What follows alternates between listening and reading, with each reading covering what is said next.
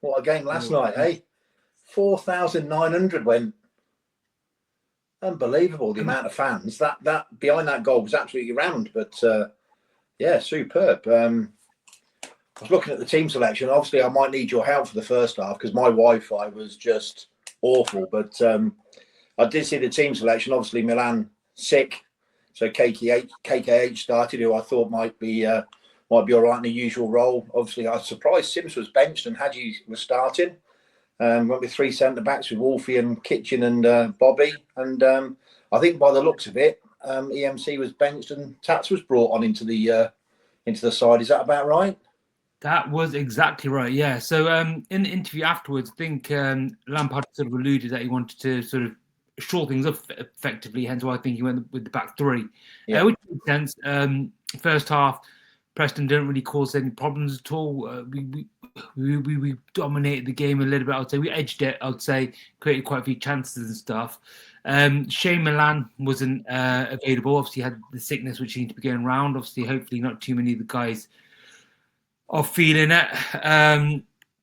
In that case as well, again, like you, are surprised that Hadji did get the start again, just because Sims has been doing so well of late. Obviously, against Ipswich, I thought he got a bit pocketed by Kipper. I thought Kipper had a really, really good game against him. So I'm not going to sort of hold that against him because we know Kipper on his day is a very, very good player. So surprised because Sims is a confidence player. People always say it to us. His confidence must be sky high. So unless, again, just speculating here, maybe Sims had a bit of a big bug as well, or a bit like Mason Clark. He said he needs to manage Mason Clark's minutes because this time last year he was out for 6 weeks after they sort of had to keep playing. So maybe he was just managing. Sorry, I'm really dark here, by the way. Yeah, that's better.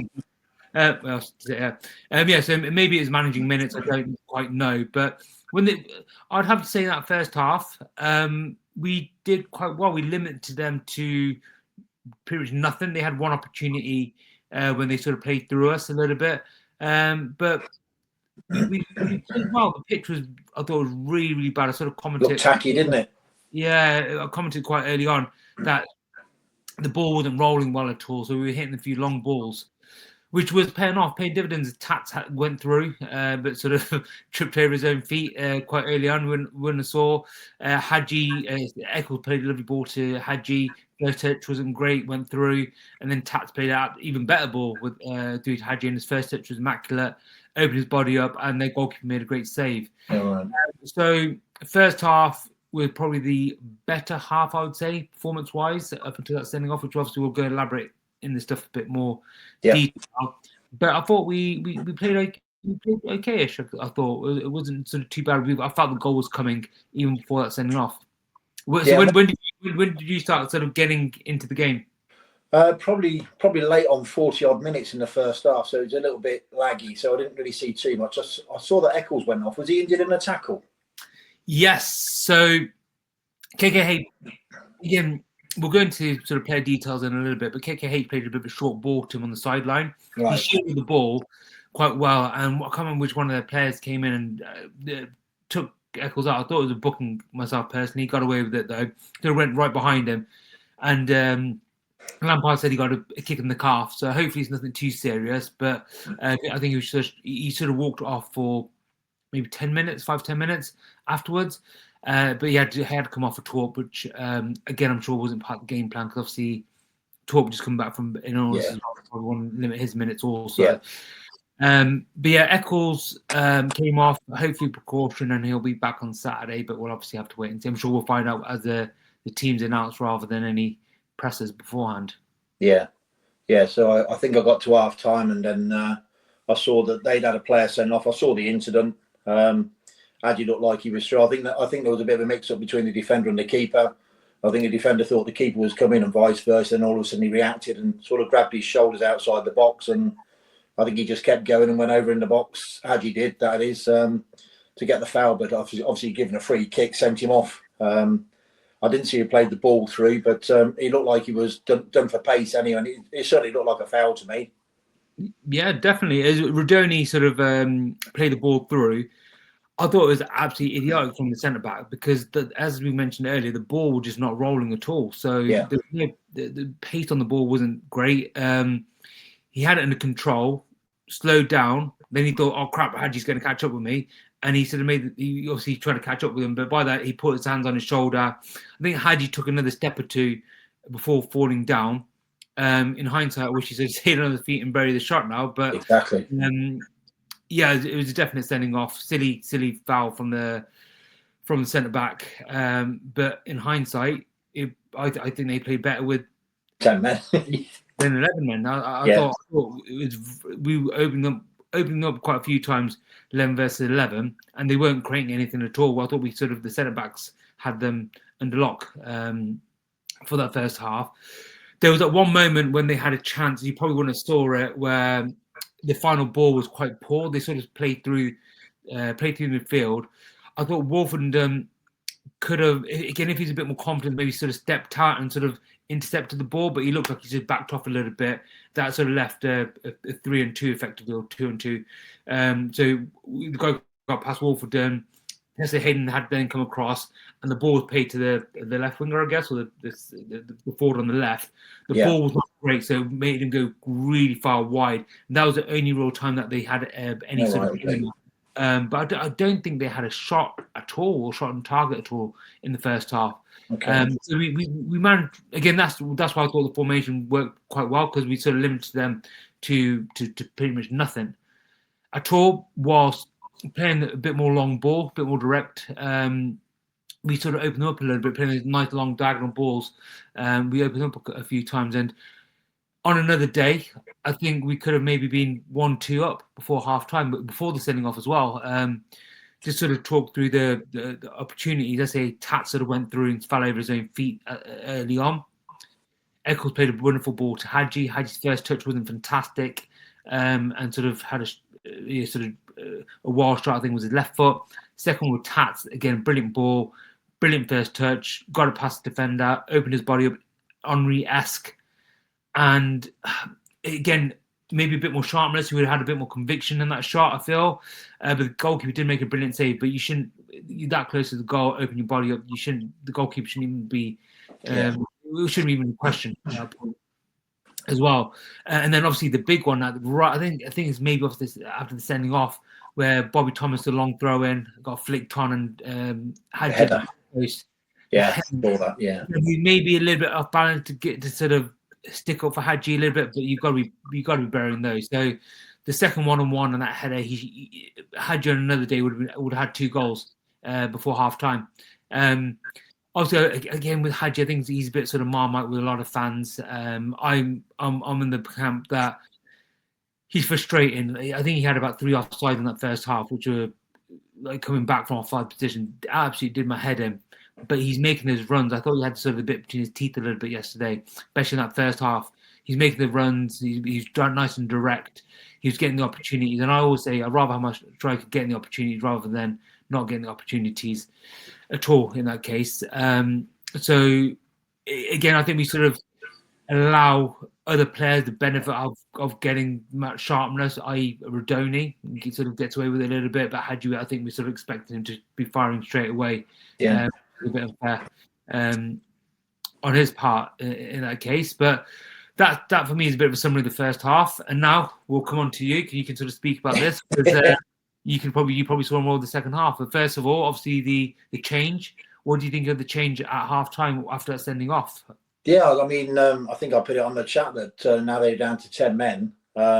You'd probably go to 2 centre backs, and would Wolfie go off?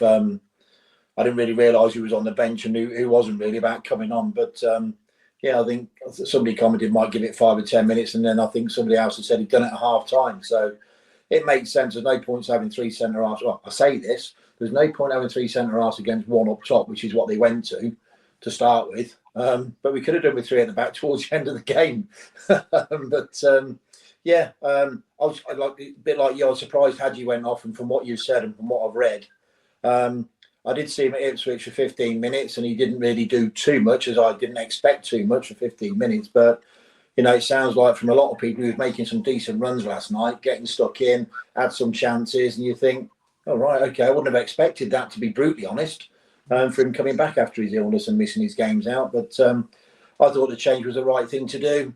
What did he do? He brought EMC on, didn't he, for Wolfie? and went back to his 4-3-3, if I remember rightly. I thought second half was mainly us. From what I could see, they obviously sat back to start with. Again, the pitch didn't help. I thought we were quite good going forward. I could see Taps on the right-hand side, who was screaming for the ball quite often, but didn't seem to get much of the ball. He seemed to go down the left-hand side a bit, and not too much came out of that. Defence looked okay. I thought Bobby Thomas, from what I saw, I thought he had a cracking game. He actually looked a lot quicker, a lot fitter, a lot stronger, and was rushing back and put some cracking tackles in. So from what I saw, about 45 minutes, he looked like one of the better players on the pitch to me. I still haven't seen the offside for EMC for Hadji's goal, because I thought that was a well-worked goal and it looked fine to me. I haven't seen any of the angles, but I've seen people talking about EMC was slightly offside, which, okay, fair enough. But again, it looked like it was all us. I thought we struggled to get the crosses into the box. We got the ball out wide. A lot of crosses were hit the first defender, were at knee height. And I thought we struggled to get the ball in. Again, it might have been the pitch. And any time we had a shot, almost most of the shots that I saw went flying over the bar. Whether it was from KKH or De Silva or somebody else, I think we struggled to get the ball on target there. But I thought we played well. The goal, I think Rudy looked quite embarrassed when that goal went in. Didn't know what to do. I think he mishit it with his right foot, hit the bloke on the knee, and it just bobbled over the line. But I was sitting there thinking, that's the kind of look we need in a game like this. We might go on with 15 minutes to go against 10 and control the game. And I think he made 3 substitutions all at the same time with about 15 minutes to go, and put 2 up top. I think he went 4-3-2 instead of 4-4-1 or whatever he was doing. And I thought the last 15 minutes, I thought they were brilliant. I thought they played very well. They certainly went for us. They were 1-0 down. Well, they scored 6 minutes after us. Very disappointed with the goal. And we've spoken about defending numerous times. And I think leading up to the goal, from memory, I think we were a little bit slow at the back, giving the ball back to the keeper. I think at times it was sort of in between his right and his left feet. So he takes it with the outside of his left foot, puts it onto his, takes it almost on the outside of his left foot, in between his legs to get it onto his left foot. Was a little bit slow getting rid of the ball, went out for a throw-in where we probably could have been a bit quicker. And then from then on, the ball was thrown into the chap, and I think he was just left for 20 or 30 yards unchallenged. Somebody sort of I think Rudy was running parallel, then it was JDS, and they didn't really close him down till he got to the edge of the box, and it was way too late. Ball comes in, and Iverson, who I think wound Kitchen up quite well, to be honest. Not sure if he sort of lost his head a bit. Somehow got his foot to it in front of Hadji and put it in the top corner. And from then on, I thought we were under the cosh, to be brutally honest, for the last 15 minutes. I can't remember if we had any further chances from that. Actually, Torp had a great chance, which the keeper made another cracking save from. I think Bobby Thomas put him through just on the edge of the box, and he turned and swiveled and hit that. Keeper made another great save. But yeah, could have done better for their goal. Like we said, if we'd have gone there beforehand, I think most people might have taken a draw if they were offered it. Haven't won there since 1949, and I think probably looking at it overall, even against 10 men, it's probably a fair result, maybe, or maybe we've probably just shaded it. But I think the effort they put in, and the fact that it's one of those places where we just don't go and play well or win at all. They probably deserved it, really, just about, to be honest. Agree with all that, Thomas. I think they, as I mentioned earlier, I think they played better with 10 men than they did with 11. Yeah. I think in hindsight, again, I say in hindsight, a draw was probably a fair reflection, but we had plenty of chances. We had plenty of chances looking back at the highlights of the match. But then you had when Thomas played his 2 balls, we Torp, especially the second one where their goalkeeper made a brilliant save. Obviously, the offside goal, again, that was offside. Again, it sort of deflects off the defender. But again, the rule now is it has to be a deliberate touch for it to be counted. So if you not count that touch, then he's probably half yard offside, unfortunately. Right, okay. So it's unfortunate. Again, let's chat to a few Preston fans. Again, I think the ref did okay. It was a bit sort of stop-start, but I think, again, in comparison to referees we've had over the last couple of weeks, I thought he got all the big calls right, to be honest with you. It was just I don't think the pitch helped at all, but I just felt like again I thought the substitution was I was the one that said give it 5 minutes just see how they come out. But again, I think it was a good decision to do it straight away because it sort of just created that width at all. Everything was going down our left side. I don't know why this was, but acres of space. He was just absolutely anonymous in that second half. Yeah, they weren't given the ball, which was very frustrating because when you're playing against 10 men, which we did brilliantly against West Brom. Yeah, West Brom. Did brilliantly against West Brom, switching the play constantly. So we're sort of stretching the opposition. But we weren't doing that at all. We were just playing to the left, constantly just playing to the left. And Frank was saying he likes his wingers to be one-on-one with the defenders. On numerous occasions, EMC had the ball, and there were 2 defenders against him, and JDS wasn't overlapping at all. And again, similar to KKH on the other side, there was no overlapping runs to sort of pull one of the defenders away. So that the winger is one-on-one with its defender, which I felt strange. Passing, I thought, was quite slow. In comparison again to West Brom, to use that as an example. But we did create a few little chances. I personally would have liked to see Sims and Wright up top because we were playing long balls with throw-ins and crossing the ball in quite a lot. So having 2 6-foot lads in there, I thought Rodoni faded quite a lot in that second half. He's great that he's got his minutes, but he did look a bit sluggish towards the end. There's also, I would have taken Rodoni off and put Sims on myself. But again, it's good that we're doing this episode on a Wednesday rather than Tuesday because yesterday I was fuming with that result. In the clear light of day, I think it's a good point. You take the point, you go home. Results have sort of semi gone our way a little bit today in the fact that Millwall drew. Bristol drew. Unfortunately, Stoke didn't lay a glove on Ipswich. It looks like at all, and they got a narrow 1-0 win. But I would have taken that all day today. So that looks like it's gone our way as well. Again, just to sort of go a few points on Twitter. Again, someone mentioned obviously the illness going through the club. How many of those players have been affected by that this week as well? You have to sort of factor in. Again, we've got, especially in the attacking third of our team, got quite a few sort of injuries and sort of people coming back from fitness and stuff like that. Again, in hindsight, I've always said from day one. Again, when I did my predictions when we're going to finish, I said about 5th, 6th. So I never sort of thought of this, but my ideal is always aim for 2 points a game. So that basically means win your home games, draw your away games. We're on 2.2, I think now. Brilliant. Again, if we're looking at drawing your away games and winning your home games, we are 1 point behind this week with what we should be expecting because we didn't get the draw at Ipswich. We've got the draw at Preston. So Bristol's going to be a big game on Saturday as well. Playing at the CBS is a completely different ball game than playing away also as well. We've obviously got an extra day's rest, which again, I don't think is a massive thing, but people seem to think it is.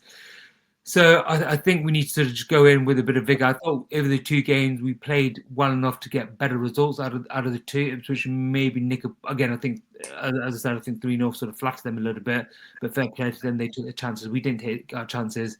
We dominated the ball, which really doesn't mean anything at all. In both games. But yeah, I think I think people on Twitter and social media sort of going to the extremes about sort of panicking and stuff. We're still 5 points ahead of Borough.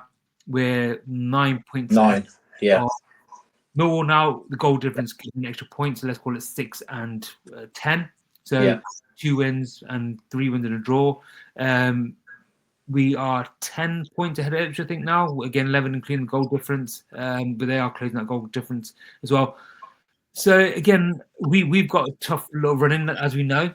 Borough have got a bit of an easier run-in, so I anticipate them sort of closing that gap a little bit against us. Ipswich have got a tough run-in themselves as well. Yeah. And Millwall, again, got a sort of decent run-in themselves as well. So, look, end of the day, you name me one other club who would not want to be in our position today. Exactly. In this league. Every one with 5 points clear of second place. Absolutely phenomenal. Nearly halfway through the season. That's absolutely phenomenal. Exactly. Again, I say these silly things all the time, but again, whilst we're on this good run, I always said if we can get to 50 points, again, I put a tweet out today, if we can get to 50 points by the end of the Swansea game, which is in 3 games' time now. So we've got Bristol at home, Saints away, and Swansea at home. If we can get 6 points from those 3 games, so out of 9, that puts us on 50 points. That means we're halfway through the season, 50 points in hand. Absolutely brilliant. So realistically, probably about 40 points in the second half of the season. And the good thing is, we have played most of the big teams, especially the top at home. Away from home. So the easier games at home going forward, which obviously we know we're very, very good at home. Obviously, we're good away as well, but we're very, very good at home. So that I mean, we need, again, I don't know what the points like a 1.7 points per game scenario, which is basically probably a mid-table kind of team, mid-table kind of team running. So I think we're in a fantastic position, really, really good position. I think the boys played quite well in those 2 games. We did, again, I know you made the point, we looked a bit tired, and I do agree. I did notice that in this game. I didn't notice in the Ipswich game, but I did notice in this game we did look a bit sort of devoid of thought of sort of how to break the team down, apart from going down the wing and crossing it in, or Bobby's long throws and stuff. But again, hopefully they can sort of refresh. Maybe we can get Milan back on Saturday as well. And go from there, really. So I think you've nailed it. Like you say, if you look at the squad, what we got, 15, 16 players or whatever it might be that Frank's talked about, and you think we lost BTA at Middlesbrough. That was 2 weeks ago, 3 weeks ago, whatever it was. Hadji's been out injured, Ridoni's been out injured, and they're coming back and getting minutes, which is great. The other week we had talk with a sickness bug. I'm trying to think who else had it. MVE's obviously got it now, and I thought someone else might have had a sickness bug as well, whether it was Rudy or not, I don't know. But again, you see those things just seem to happen at the same time, whereas you've got your injuries now coming back and getting minutes. We've now got to get Talk back in the side and get his minutes. MVE hopefully come back at the weekend, but depending on how ill he's been, it's not that easy to get back up to full fitness if you've had some kind of sickness bug. So everything's taking a little bit of time. And then to replace those players, you've got KKH, who's played at Wrexham. That's about it.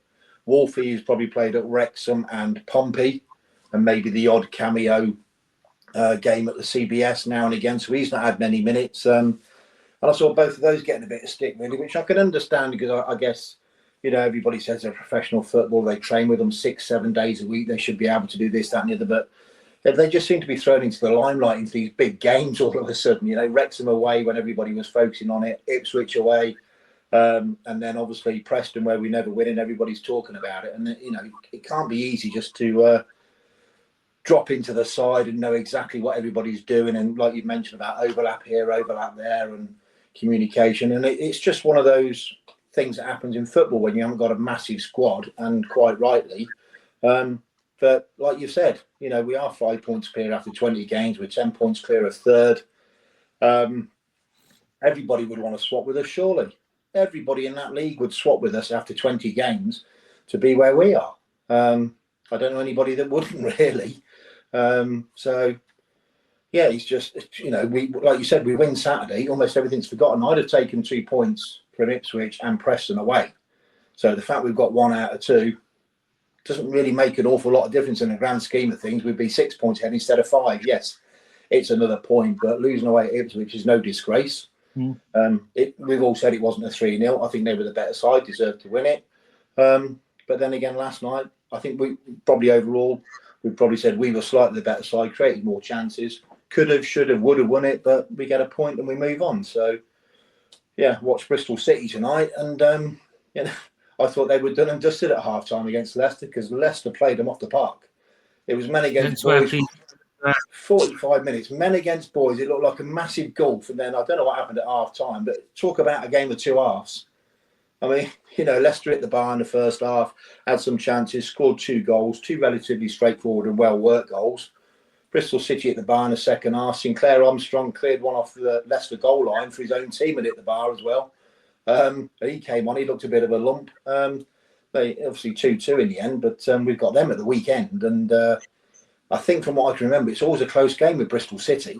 Always. So I mean, I don't know what Frank's going to do, but I mean, just looking at Bristol City's form, I was looking at it now. I think in their last 1, 2, 3, 4, 5, about 1, 2, 3, 4, 5. Their last 8 games, they've lost 4, won 2, and drawn 2. They've scored 8 and let 12 in.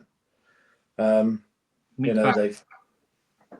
Sorry. Mixed bag. Yeah, it is. Yeah, and I think the last 4 home games, they've obviously drawn tonight. They lost against Millwall at the weekend. They beat Swansea 3-0, and they lost to Blackburn. So they've drawn 2, won 1, and lost 1 at their last 4 at home. And their last aways, they got hammered at Stoke 5-1. They drew at Watford 1-1. They lost at Wrexham 2-0, and they beat Pompey 1-0. So they've won 1, lost 2, and drawn 1. Just looking at our last 6 games against them, or like you mentioned, always tight. I think it's going to be like a Preston. You know it's going to be tough when you're playing against Bristol. You know it's going to be a tough game. So last season, beat them 1-0, drew 1-1, beat them 1-0 in the cup. Yeah. 2-2 season prior, they beat us 1-0, and the season for that is 1-1. So all very, very close games. All 1-1 and 1-0s really, apart from a 2-2 last season. So all very tight, close games. So it's going to be a tight game for I think, but also I think again as I said before, I think we're a different beast at home. I think I've got a feeling the crowd's really going to get behind the team. I feel like the crowd know that the players obviously maybe not struggling at the moment, but they'll need a bit of an extra boost and a sort of a nudge going forward. So I think the TBS will be rocking on Saturday, and that will sort of push us over the edge as well. Go back on the point about Wolfie and KKH as well. Again, I don't think Wolfie. I thought Wolfie did okay, but he looked a bit shaky at times as well. Not super confident. I thought KKH was poor, especially the first half. But I've seen people writing them off. I just don't get it. Again, admittedly, I wrote BT off last season. We were all ready to give them perpetual money to send them back. Torp took probably a year to get into becoming a decent player. Kitchen, Dolvin, Jay De Silva. He's becoming a top player now for us. Hadji Wright, Ellis Sims. There's plenty of players that EMC as well. Plenty of players that have taken time. Yeah, they did not have, again, especially KKH. I thought he was quite sloppy in the ball, especially in the first half. But you can't write these players off. It takes time. Again, coming in now and then. They have it's a match sharpness. People go on about all the time. It's that little sharpness. There's little passes. You can do it in training. To be honest, I can play football in the park and score a worldie every now and then. Like everyone does it, but do it in a big match is a different ball game altogether. So they do need that sharpness, and also that rhythm. That sort of the Tats and Milan sort of synergy that they've got. I think people forget Milan wasn't fantastic when he first came to the team. He was sort of not a negative player, but he would. I remember Robin sort of saying that he wanted him to overlap and bomb on and stuff. That's not the player we sort of signed. It takes time. It takes time for to step up, and it doesn't help them not getting regular game time as well. But that is down to the players in their positions doing very, very well. So again, I would say don't write people off, because enough people, including myself, wrote BT off last season. Enough people, including myself, wrote JDS off the season before. They're coming good now. Coventry City don't sign mugs. Let's be honest.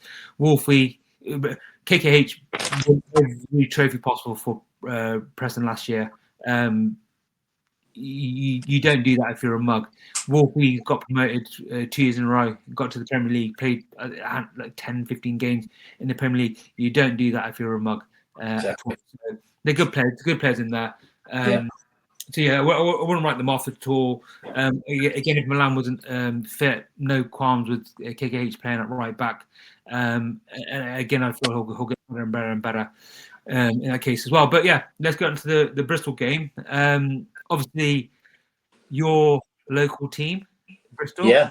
Are you going to get any grief if we don't get the victory? No.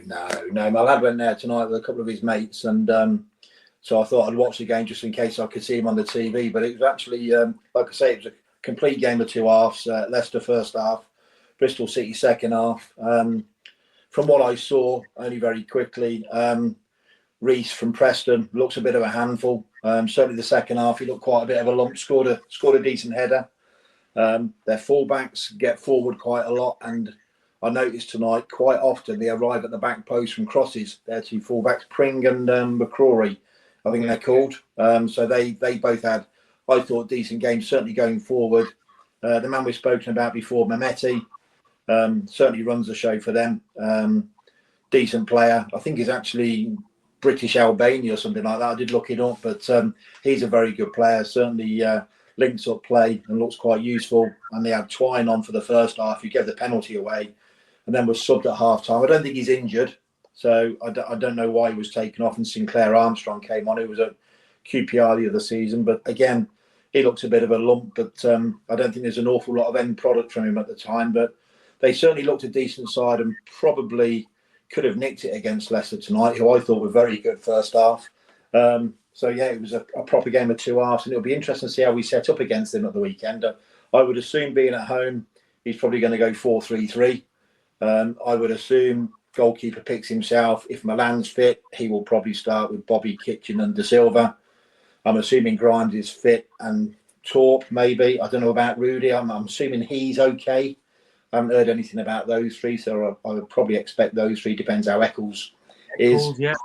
And then the front three. This is a big question there, Scott. I think the wingers choose themselves. Yeah, you think EMC and Tats? Who's going to stick at number 9? That's my question to you, my friend. Who are you sticking up top?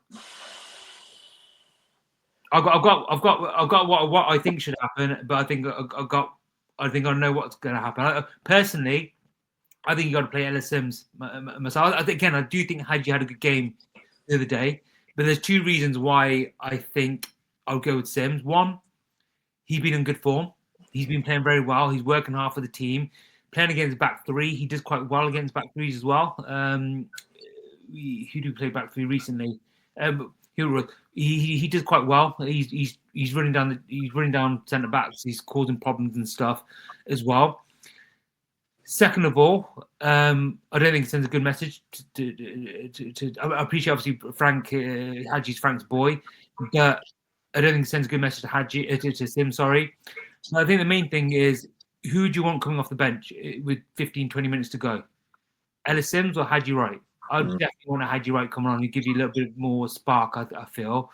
And also, I thought Hadji faded in that second half, so maybe he's not as sharp as he can't do 90 minutes, maybe. So I would personally play Sims, but I think Frank will play Hadji, just because he loves Hadji. Like, Hadji's a new guy.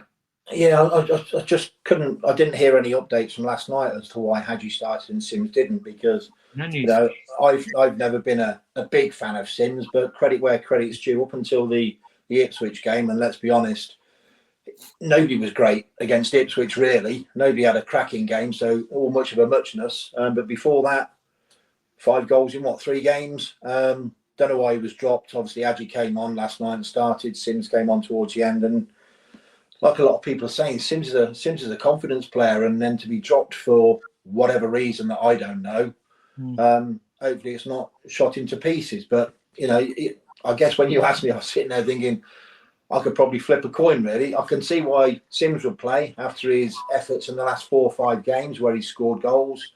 By the sounds of it, Hadji came on and sounded quite lively for 45, 50, 60 minutes last night, and then, like you said, faded. But he's coming back from injury. I don't know. It's always a difficult one for me. If anybody ever said to me, "You would just start out of the 2," personally, I'd always go for Hadji. Personally, he would be my first choice. If they were both playing to their best of their ability, personally, I would pick Hadji. And like it's quite interesting. I was talking to me Sunday the night. And said the thing is, every time I talk about him, I can only remember the Sunderland game when we destroyed him 3-0. Apart from that, there's not an awful lot to take. It's like Simsy at the minute, the goal against Middlesbrough. I'm never going to forget that. But out the 2, I think he just offers a bit more of a threat, in my own opinion. I agree. Again, I think at the end of last season, a lot of people were frustrated with Hadji, myself included. I did over the summer say, look, a lot of people wanted to still say, we'll sell it for 50p in a Fredo kind of thing. I said, look, if we keep Hadji right, he'll bag us 20 goals a season. So I sort of stuck my mask out. I slagged Ellis Sims off. I just thought the guy's useless. He's absolutely like the ball bounces off him. He can't hold it up. He does that annoying jump thing he does all the time, which ironically he did against Ipswich the other day. Yeah, he should just put his body in the way. But I think this season. Again, and I love this. I sort of mug Jamie Allen off quite often as well. But when he plays well, I say he plays well. I think Ellis Sims, every time he's stepped foot on that pitch this season, bar the Ipswich game, he's done very, very well. At least he has. I can't remember which game it was. It was a home game. I think maybe Watford, when the ball was going out in front of the away fans. I think it was just rolling out, and all of a sudden Ellis Sims comes out of nowhere, bursting out, chasing the ball down, and sort of panics their defender into kicking the ball out. Yeah, he wouldn't have done that last season. You look at the Pompey game. I thought he was brilliant that game. Did exactly the same there, right in front of us. Maybe ball's being shouted out for a goal kick. Next minute he's in. I was like, blimey, he's banged up for the game tonight, and wasn't he just? It was that game, maybe in that case as well. Yeah. And then since then he had a few little cameo sub appearances, Sheffield, and around that sort of period of time. And then he came. Who did he start against? Someone recently, and he hasn't looked back really. He had that brilliant week where he scored, I'd say, 5 and 3. Wasn't good against Ipswich, but no one was. And I do think Kipre sort of pocketed him a little bit. He would have feel about it, but Kipre is a big old unit, and unfortunately, even Erling Haaland has off games every now and then. Not comparing to Haaland, but I think. Yeah, I think out of the two, Sims is harsh on Sims to drop him. Very, very harsh on Sims to drop him. Yeah, I agree. As you say, both of them on the top of their game. Haji Wright plays, and Haji Wright got slagged off yesterday, but Haji Wright had a good game. Like, especially at 45 minutes, he caused them problems. He was stretching them. He had those 2 1-on-1 chances. He had that header, which again he should have buried. He caused their player to get sent off. All within 45 minutes, he was stretching them. His movement was good. He looked, and obviously that silly rumor came out about what Oggy said as well about wants to leave. You look at when he scored, he didn't look vexed at all. He was buzzing. He was happy he scored. He's tapping his chest in front of the stuff. That's not a player that wants to leave. That's not a player that's not trying for the club. Fans, first of all, fans need to stop making these silly rumors up. It does my head in. We hear this player's injured, that player's injured, this, that. Yeah, and this one was just stupidly silly. It was ridiculous. Yeah. But again, from time to time, he looks lethargic and lackadaisical. But everybody does, don't they? I think they all do. I mean, I was looking at the championship scorers the other day, and Aji's joint second on 10 goals. I think we've got BTA on 8 goals, who's joint fourth. And then we've got Sims and Torp both on 7 goals. And like we keep saying, we're 5 points clear, we're 10 points clear of third, or 9 points clear of third, 10 points clear of Ipswich. We're 20 games in, and people still want to have a pop for some reason. It's just, it's going to happen. We've lost 2 games in 20 games. We've drawn a couple, yes, but we're probably going to lose another 2, 3, 4, 5, 6. Who knows? I think somebody said that Leicester lost 11 games when they won the league. I think I read the other day. Brilliant Leeds last season, I thought, were one of the best championship teams I've seen in a very, very long time. Yeah, very good. This time last year, they lost 3 games already. Yeah. I'm not comparing us to Leeds because I think Leeds are a different sort of level to what we're sort of capable of. But that puts them into perspective. Again, I saw something off our favourite podcast, the Second Tier. And there was X amount of teams that have got more than 42 points. Anyone that had 42 points at this stage of the season all got promoted. So that obviously shows you how well we're doing. So I say to get in and around 50 points by Boxing Day, New Year's time, phenomenal, absolutely phenomenal. You realistically need. Again, I chat GBT this the other day. It was like 92.3 points a season over the last 10 years to get automatic promotion. So call it 92 points. I think it'll probably be in the 80s this year. Yeah. Everyone's sort of beating everyone. Yeah. But if you're sort of in around 50 points, we need 40 points in the second half of the season when most of our games are at home. And then we've got quite a good run-in towards the end of the season. And then something you put in the WhatsApp group earlier is we've probably got like a couple of hard games for 3 months, and that's it. Really, there's not that many. Obviously, you've got Birmingham's going to be a very, very tricky game away. Yeah. Weeks later, Millwall again, them two at home as well, which is a massive advantage. But the Birmingham away one's going to be very, very tricky, I feel. Yeah. Yeah. Once we bypass those, Borough at home and I think from when I looked at it, February looks a tough month. We've got Stoke and Borough at home, and we've got West Brom and Sheffield United away, all in the same month. Those 4 games. That's a tough month, I think. Sheffield's a different beast away now as well. I think they're sort of starting. Certainly, David Foreman. West Brom, Ryan Mason may not be in a job by then, so God knows what's going to happen there. But then the other 2 games, very tough games, Stoke and Borough. Yeah. But the thing is, we're playing at home. Frank Lampard has lost 2 games in a year against mighty Leeds. Again, I said, were the best championship team I've seen in a long time. Yeah. And Burnley, who we shouldn't have lost that game. We shouldn't. Again, you talk about that Burnley team. Didn't they have the most clean sheets in the championship or something? I think they only let 16 goals in 46 games or something, didn't they? Ridiculous. So again, another ridiculous team. So that's the only teams we've lost. Again, obviously, look, we are going to lose a game at the CBS this season. We will drop points at the CBS this season, but teams will come to Coventry City and be scared of us. They'll be Coventry City, maybe sort of starting off in second, third gear. Ironically, the teams that have come and sort of the Watfords and the Blackburns that sort of come out and try to put us under pressure did quite well, but again, they didn't put the chances we did in that case as well. But having those games at home puts a different spin on it for me. It's good. I mean, just looking at it, I think we got Leicester in January. We've got Leicester at home and Millwall at home. February, Stoke, Borough at home, and then in March we've got Preston and Southampton at home. So they're apart from Leicester aren't in the top 6 at the moment, but the other 5 are up there. So we've got them all to play at home. So it's in our own hands really. So everybody turns up. The players turn up. The fans turn up. Then we're gonna be difficult to beat. The team that we're playing away a lot in the second half of the season are those mid-table teams. It's the West Broms and the Blackburns and the Watfords. Watford's last game of the season, isn't it, away? Wrexham and Watford, the last 2 games, that's going to be, hopefully you don't need those 2 points because Watford are very good at home and Wrexham's just, they're treating a pie for their Netflix programme, aren't they? I'm sure. So hopefully things will be wrapped up by then. But so again, we played a lot of the lower teams away from home. I think it's that mid-table sort of bunch, which will be always tricky fixtures, but they're not the Ipswiches and the Saints and the Middlesbroughs and stuff like that, which are going to be hard games. They've got to come and get points from us rather than us going there and try and nick a point or so.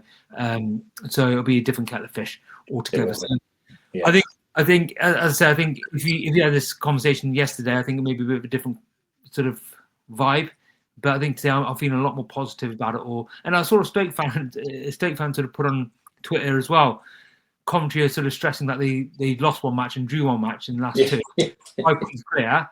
Stoke have lost, as including today, I think they lost 5 out of the last 6 or something along those sort of lines. They've dropped from second to 6th, 7th. So we're stressing. We're stressing with 5 points clear. It doesn't make sense at all. But it doesn't at all, does it? I see fans are very reactional. But I think looking at the clear light day, we're in a good spot. Exactly. Get a win on Saturday, and then it'll all be forgotten. All be forgotten, my friend. Yes, All be forgotten. So on to Saturday we go.